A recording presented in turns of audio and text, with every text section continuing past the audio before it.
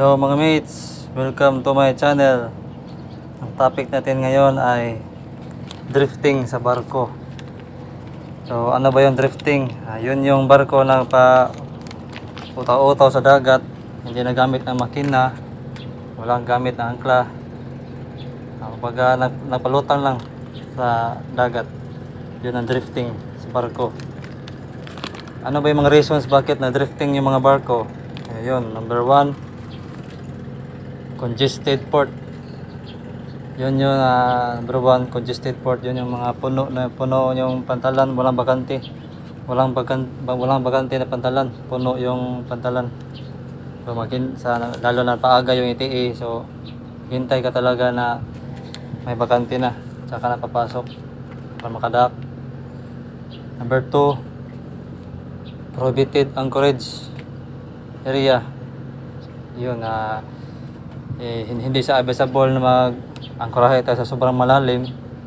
Delikado yan, so kaya madrifting na lang, or kaya hindi safe yung pag-anchorage area, hindi siya safe distance sa mga barko, malapit yung mga barko, tinatawag na swinging circle. So hindi pwede sobrang dikit-dikit kay mangkorahe. So either sobrang lalim na dagat, hindi pwede mangkorahe, or no safe distance. So prohibited anchorage area. Number 3, engine failure. So isa to sa not under command. Minsan engine failure, nasira yung makina, may emergency pina-repair. Yun, engine failure cause ng drifting din. Number 4, loss of steering. So not under command ito. So nasira yung steering mechanism. So kailangan ayusin. So, drifting muna talaga. Number 5, traffic. So minsan traffic sa sobrang dami ng barko, lalo na mga channeling, labas-pasok yung mga barko.